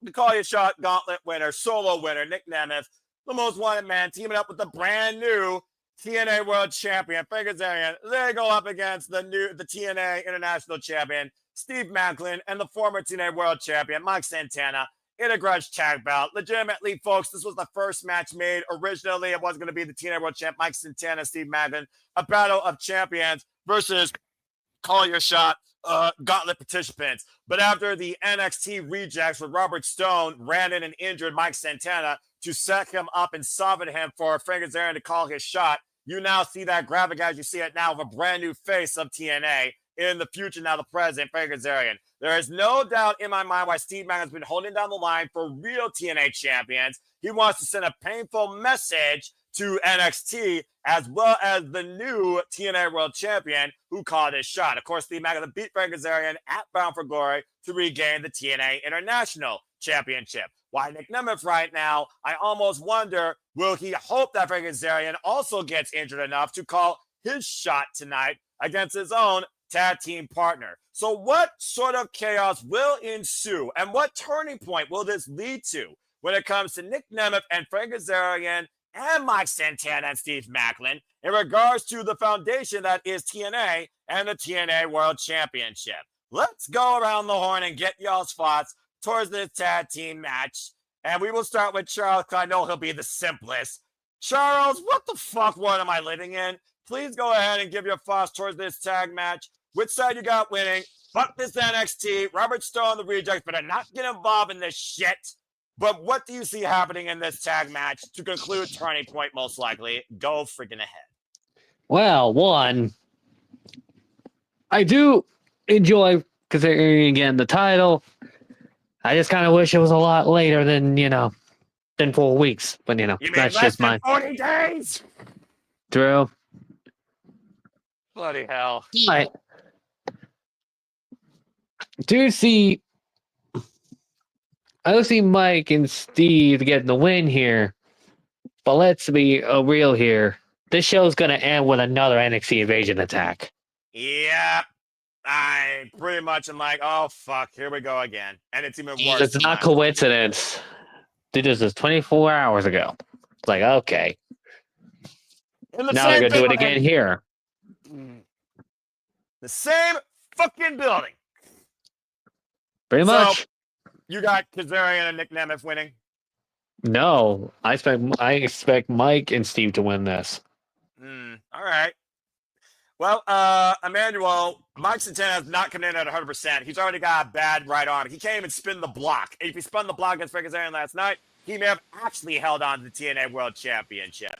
And again, what the fuck is Robert Stone doing back here in TNA Wrestling with those NXT rejects, the fucking random names? The only one of relevance was the man that he hoped would be in the John Cena mix, Brooke Jensen. Look, this king has been around since his fucking father, since he got blinded by Miles Born. What the fuck are these rejects worse than Grand Theft Auto cast-off games doing in my TNA? Anyway, Emmanuel, go ahead. You're thoughts for this time. After you agree, and Charles. Oh, this NXT is fucking pissing me off. Go ahead, Emmanuel. I'm wondering if Nick Nemeth is even wanting to tag with. Yeah, I was about to say that Kazarian wasn't in on the fix with Robert Stone and the fuck-ups. Yeah, because he got attacked in the background in the backstage when he was about to catch in his cup, but he got interrupted by a mysterious hooded man. But that being said, like, why would Nick Nemeth even help? He still has a cup. Let Frankie deal that for himself. He walked away, and then once the match is over, he tries to catch in the cup. That's what I'm wondering. So I have Santana and it was winning. Maclin winning too. But I don't know. Something tells me they might be a screw job again. But I really doubt it, because what if Frankie is the mastermind of this NXT invasion? Because why didn't nobody attack Frankie when he was cashing in? Why only Nick Nemeth was to attack? That's the $1 million question there. True, they did leave as the Kazarian was calling his shot.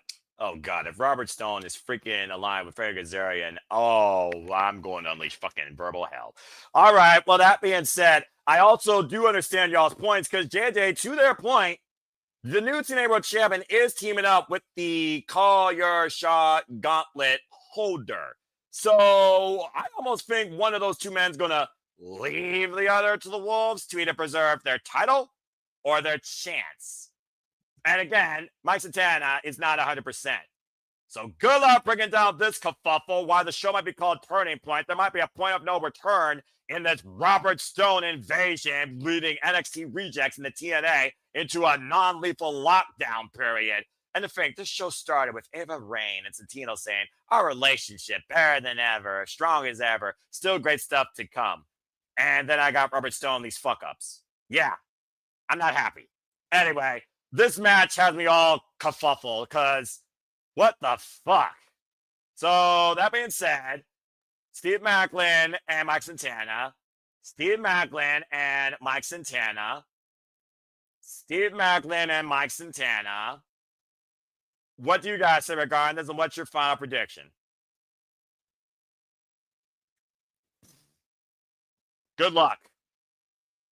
All right. So while you were talking, I was reading a little bit. I was trying to get do a little bit of digging, if you will. Huh. Now, I unearthed two interesting things. First of all, is a little bit of rumor. So I am going to preface it. It's just a rumor. Nothing has been confirmed. So take this for what it will. All right. But according to PW Insider, as of 11:52 a.m. Pacific time, so 2:52 Eastern time, Mike Santana has not yet arrived at Turning Point. Santana did not appear for his scheduled meet and greet after the last night's taping, and the word making around is that Santana has not returned the company's calls or texts. So is Santana even going to be in this match? Well, There's an interesting dynamic there. and remember, folks, if the match is not with the participants mentioned, the match will be thrown out. Continue. So there's that. Then there's the thought that was brought up about Robert Stone. And why was only Nick Nemeth attacked and not Kazarian? Kazarian could be the mastermind. I could definitely see the King setting something like that up. Hiring his own court jester. But that would almost make it look too obvious. A better look would be if Nick Nemeth had himself attacked to throw everyone off the scent. Let's not forget the history between Robbie E. and Kazarian. Oh no. Oh. Nick Nemeth, the former WWE superstar who was appearing in NXT prior to his departure and signing with TNA, could very easily be leading this invasion. Nick Nemeth could be the proverbial Stone Cold. The TNA superstar who's bringing in the invaders from his former employer. At the expense of his young brother who got taken out prior. As joyful as I am that Frankie cashed in last night and became champion, I am beyond worried that Nick is going to take the title immediately off him tonight. I fear you and Jeff will not be in a good mood this weekend. Regardless, whether that happens or not, you still can never deny that the king ascended to his throne. Even if the reign was only for 24 hours, his name still is in the history books as TNA World Heavyweight Champion. I know. I'm going to bet on Maclin's team. And I say that because I don't know what's going to happen with Santana. You bring because, and we didn't really get into the Joe Hendry thing. No. With Joe Hendry having signed to WWE, as announced via Fightful yesterday. as reported by NoDQ.com. There's a mystery opponent for LA Knight tonight on SmackDown, Yeah. and there's a mystery opponent announced for Raw. We'll be covering Monday Night Raw. Here's the website, folks. Stay tuned. I don't think, well, we know WWE's petty enough. I Right? don't think WWE is petty enough to debut Joe Hendry opposite their pay-per-view because they've got a working relationship. That would be beyond fucked up. Agreed. If Joe Hendry was signing with WWE off of AEW and AEW was running Rampage tonight, I could see him doing it as a fuck you. Yeah. But they have a partnership with TNA. Yeah. So I don't see him being that spiteful. That said, Raw's in the Garden. Heavy rumor is John Cena is going to defend his title in the Garden. Even if Joe Hendry is not the mystery opponent in the tournament, Joe Hendry could be the man to challenge John Cena for the title. I mean, he's famous from London, Paris, Tokyo, Canada, Mexico. I mean, it's Intercontinental. It speaks for itself. And I pointed out last night, maybe Santana lost the title because he's coming to WWE too. And what better place for the Puerto Rican from New York to make his debut than the Garden?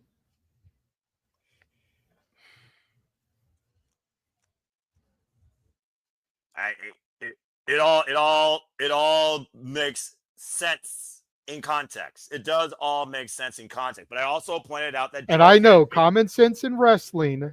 I know, and especially WWE. No, you don't got to tell me twice. I'm not saying Okay, it. but I'm not saying it. But this is also the Triple H era, not the Vince McMahon era. And you've got to admit, a lot more stuff has made sense under Paul Levesque. I will give you that. But I also said previously when we were talking about mystery people, I think on the reviewer shenanigans, Joe Hendry has history with Eli Drake at one point. So him versus LA Knight would also be interesting. But again, it's just right now, turning point might as well be fucking confusing as the name, because between TNA, NXT, and WWE, I don't know what the fuck right now is happening across both these companies, because at the end of the day, NXT is WWE and might as well be a third brand. And let's not forget AAA, who's in the mix here too. I still think Mr. Iguana could be tonight's mystery opponent. That would be. He would fit in perfectly on the SmackDown brand. You're not wrong. But either way, wow, we all actually went with Steve Maclin and Mike Santana as far as on paper goes. But again, if the match does not officially be what is shown on that graphic per se, it is officially thrown out, folks. Keep that in mind. Another thing I didn't even talk about like earlier when it came to people also connected with Nick Nemeth, Elijah. Of course, Elijah's arm, though, did get shattered during his concert, though, by Mustafa Ali. So, honestly, it also might play in Hardy's and Cedric's favor during this match if Elijah shows up and tries to kabong Mustafa Ali, but that's a whole different conversation. I think he more likely will be involved in that versus this, despite the fact he kabonged Nick Nemeth over the head at Bound for Glory to make sure he couldn't catch it on Mike Santana. And honestly, if Mike Santana doesn't show up, even if Elijah only has one arm, I could actually see Elijah showing up to maybe help Steve Maclin, because I do think Elijah also has beef with both of those men. But again, everything is so confusing and muddled right now. Nothing makes sense. So bottom line, we're in for a turning point. If not soon, very well maybe tonight. Just keep Robert Stone and those NXT rejects the fuck out of it for me and my blood pressure's sake. But that being said, what do you all think turning point leads to? What's the turning point in NXT or TNA? What the hell's the future now with the new TNA World Champion at the helm? Does Nick Nemeth call his shot? Do we get an unprecedented 3 new NXT champions within a 48-hour period from Mike Santana, Kazarian to Nick Nemeth, and what would be the biggest what the fuck for JJ and Jeff's freaking life? God bless both your men's blood pressure. Does Kalani Jordan actually lose the title? Do I become Noah by elegance? Does something even crazier fucking happen? Do we get a new debut? Does someone else cross the line and show up as we've seen Every week they're over. What the fuck's about to happen here tonight ahead of Gold Rush and this John Cena Last Time Is Now tournament? And before we say WWE TNA in 2026, it feels like. Let your comments, let your thoughts be known in the chat, folks. And also leave your comments down below as we conclude. A few closing comments here real quick. Great card, blind guessing. Can't wait. Let's freaking go. Looks fun. Any further comments? One person said no. And again, for those that are wondering, as I did talk about the poll results for this match, it is majority in favor on paper. Mike Santana, Steve Mangan for the win at 77%. Nick Nemeth for Kazarian at 23%. So we'll see what happens. But again, Nick Nemeth for Kazarian, can they coexist? Will they coexist? To be determined. Literally a few hours from now. But that is your TNA Turning Point card, folks. So thank you all for tuning in tonight to City Disney, and stay tuned again for our coverage. We will start at 7 p.m. If not, 7:15 p.m. Eastern Standard Time, the latest, of course, because we kind of previewed the show already. And stay tuned again if you want to watch the show with us, exclusively on TNA Plus for TNA Plus subscribers. Again, the countdown, we will see something taking on Vance Warner and the hometown man. And Frank Kazarian gives his King's speech. God help me. Again, this Friday, exclusively tonight on the TNA Plus app. And Turning Point, I expect you to have a pen and notepad handy to take down notes from your reigning king. You're just gonna literally keep going with. You're just not gonna let up, are you? Not gonna let up at all. Nope. He's just not gonna let up at all. Fuck me. Oh, God, I'm in for a freaking wild, crazy conclusion to this year if things don't develop soon. I might soon say not my TNA if things don't change here. This is getting really fucked up for annoying for me, but nonetheless. There.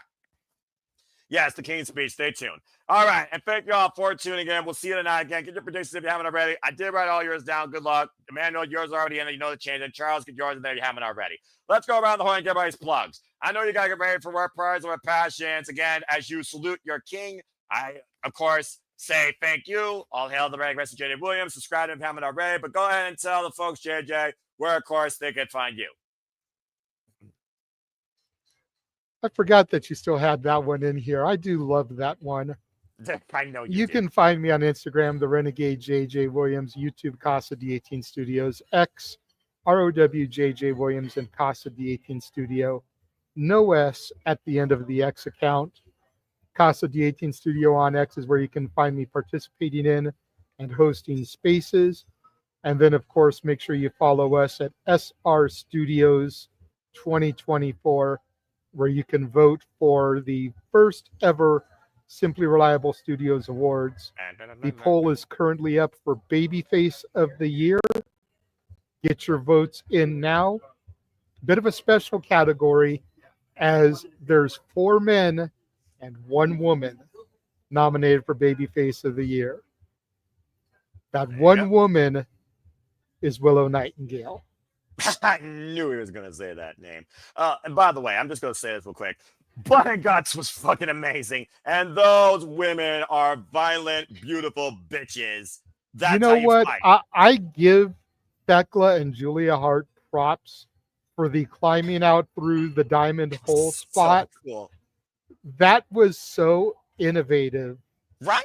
And I joked yesterday with DJ on his episode of Rock and Ropes. That only worked for them because the other 10 women botched myself because I'm not used to there being 6-on-6. Right? The other 10 women got bigger asses than those 2. That's the only reason it worked for those 2. I mean, anybody else probably would have got stuck trying to crawl out of there. And it would have looked like that scene in Winnie the Pooh where Pooh's stuck in the little hole in his wall trying to get honey. Always got to bring it back to Disney. Again, all I know is this. That Blood and Guts match was the only thing I needed to see involving 2 rings and 1 cage and competitors that bleed and fight. That was so fucking good. And the women, mad respect. And Sky Blue, MVP for the Crimson Face. That was the match for her. She was born hardcore out of the room. God bless that bitch. All right. And again, you can go watch that in the archives for Sumo Studios. Again, that was one of the most fun watch-alongs I've done this whole year. And thank you for that, JJ. And again, I'll see you tonight. See you for the shenanigans. If you need me tomorrow, I will. And again, congratulations to your boy, Frank Kazarian. I'll keep you in tune what he does tonight on the King's Speech and in the main event. Good luck and have a great shift. All right, Charles, go ahead and plug your stuff. I know your plug is very simple, but go ahead because you still matter. We got to get him a graphic. Manhole cover, Teenage Mutant Ninja Turtle. Go ahead, Charles. You're an ass for that. I didn't say it earlier, but you're still an ass for that.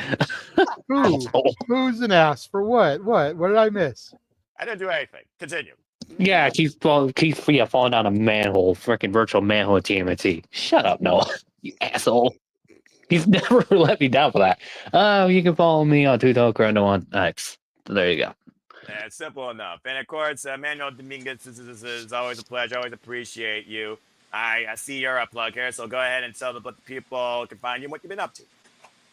Yes, subscribe to Interactive Games and Movies, where I do app games. Like I've been doing The Sims 3. I've been doing a lot of things lately. I was taking a bit of a hiatus because I was more worried about the World Series. I didn't want to be all mad and pissed when the Dodgers were losing. And then once that series is done, I started to upload again. So thank God for that. But nevertheless, nevertheless, like I gotta start to review my first movie, Friday the 13th, and I gotta say that Pamela Voorhees was not the only killer in that first movie. Yes, I think Jason was there because there's some deaths that doesn't make sense, and I will tell you why. If you just see that episode, why I believe there's two killers instead of one. That Scream movie was always a lie. There's never Mrs. Voorhees. That's right up JJ's. He's not going to leave a comment. He might as well team with you on that because I think you're going to. You got my attention. You got definitely both the filibusters' attention. And of course, you and Arlene will always have our attention, as I'm sure everyone else can follow both of you. Again, if you haven't already, follow Los Domingos, who also will be going to Survivor Series. And again, you see their X, you see their Instagram. Show them love again, Arlene. All the best educational pursuits. And again, go easy on Amanda when it comes to seeing John Cena in the baseball stadium. And stay tuned, folks, for City Predicting W Survivor Series. That will be coming up here very soon. And I welcome both Dominguez's to join in on that fun, as well as JJ, Jeff, Charles, and others as well, too. And thank you again, Emmanuel. Yes, Emmanuel, I do see your hand real quick before we close out. Yes, I want James to make a extra match card. Me, Mrs. Datilla, Arlene, and Jeff. That would be a funny graphic to put up in the predictions. We'll just find a handicap match. And somehow get two mysterious people by my side. Like, if I could find two people who are girls who hate John Cena as I do, please join me. Or no, this is going to be a 3-on-1. Please, somebody out there help me out. There's no saving you, Emmanuel. You're a joke. There's no saving you. But I want you to think about something, Noah, as we get ready to sign off here this evening. What? Frankie Kazarian became world champion before we got GTA 6 and before James finished his documentary. And we live in a world right now where John Cena, Frankie Kazarian, and Samoa Joe are all champions in 2025. This is beyond freaking nuts, I swear. Damn you with that GTA 6 reference, damn it. Well, I mean, to be fair, it did get delayed again. I just Stop checked. me when I'm telling He's lies. not wrong. It Charles. just got delayed to freaking November I know. next year. It got delayed to fucking November. We are not going down that road again where we're talking about pop culture. Stay tuned for our Canadian friend Ash Datilla starting a pop culture podcast here, possibly very soon at the Sip Reliable Studios, where you might hear more about that and so much more. Oh, freaking world pissed me off. All right, I'll thank you for that. No, Jaden, thank you for that, Manuel. Again, thank you all for tuning in. If you want to find me, good luck. I'm antisocial. I'm introverted. I'm basically on your screens. I got my Marinello spirit renewed thanks to NXT takeovers of the peak era of NXT and Blood Guts this past Wednesday, definitely. But tonight's will still be fun nonetheless. At least the knockout should entertain me. So again, follow me if you choose, the Simple Man Noah Foster, and in Foster 9016 on the X on YouTube. Want to be part of Predictions League or be part of these panels? For I am nothing more but a simple man and a lifelong fan of professional wrestling. Damn it! And of course, I only wish to remind you and encourage you on the winners, the losers, and the betters, just fans of opinions of this passion we all share. At the end of the day, support one another, respect each other, protect your mentality too, treasure your families, no matter how much they annoy you, and just to love and enjoy professional wrestling. As simple as that. Again, we're going to be coming Turning Point tonight. There's far more to come on the Watch Alone schedule. Gobble, gobble. They did announce, of course, the AEW Dynamite Thanksgiving episode. As tradition, we probably will cover that. That will be the Wednesday before Thanksgiving. We have Survivor Series. We have AEW Full Gear. We have Monday Night Raw next week from The Garden. And who knows if you believe that someone will show up to challenge John Cena now that he's the new face for the IC. Stay tuned. And so much more as, of course, this month of feasts galore continues with the content to come in and out of wrestling, sports, shenanigans, and so much more along with that. But for right now, we got a few hours to rest. At least I do. I thank you all for tuning in to another rousing edition of City Predicting. And yeah, JD was right again. Damn it. But it is what it is. I wouldn't want this thing to be any other way. Hope you all enjoyed the conversation and the madness I had to endure, as I've moderated this now for over 150 different shows, and it's not letting up anytime soon. So please like, subscribe, comment, tell a friend, hit the bell to be live on demand on any of the channels in Cinema Studios family. Again, subscribe to Emmanuel's channel, subscribe to Kazarian Studios, subscribe to Rage of Wrestling, subscribe to Bad for Wrestling in the genesis of her YouTube career, and subscribe to my Mighty Morphin, Nola, TNA favorite friend, Dattila. Again, Dattila and I will be doing the next Simple session here on my Simple YouTube channel, Simmons Brand. Stay tuned for more on that. But for right now, I'm going to let you all rest. I'm going to let you all enjoy your Friday, whether you enjoy it with us later tonight, enjoy it with SmackDown, believe better things are to come, or just find something to be grateful and humble, or you have to work. So thank you all once again. If you haven't already, get your predictions in. For JJ, for Emmanuel, for Charles, for all of you in the chat, I thank you for tuning into another edition of City Predicting. And if I don't see you tonight for our TNA Turning Point coverage, until the next time, make a positive impact in life and have a good day and a good night. And thank you for tuning in to another wild, rousing edition of Simply Predicting as we see you tonight for Turning Point for TNA Wrestling. Have a good night, folks. And again, congratulations to the cast. We'll see you all later this evening at Cinema Studios for coverage of TNA Turning Point. Thank you again. Oh, bloody hell. Long live the king of TNA. Ah, damn it! Damn it! That speech is gonna be something, you know. Something! Something! Damn you! That's enough! Enough Bow of down to the king. Enough of the freaking gimmicks! Enough of cast! Enough of the glory! Enough believing in freaking Joe Hendry! Amen. He appears. I believe in Joe Hendry. Do you believe in the king? Last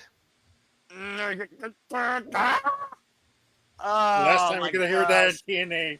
I thought this holiday season was about to be gifts. I was good this year. Why do I deserve this? Why? Are you saying that Jeff and I don't deserve this? I didn't. No, I'm not. I don't know. All right, I'm hitting the button. Well, this is a whole different conversation for a whole different type of show that's not City Predicting. Thank you again, folks. Goodbye. Congratulations, Frankie, for real. Yeah, for real, for the TNA original.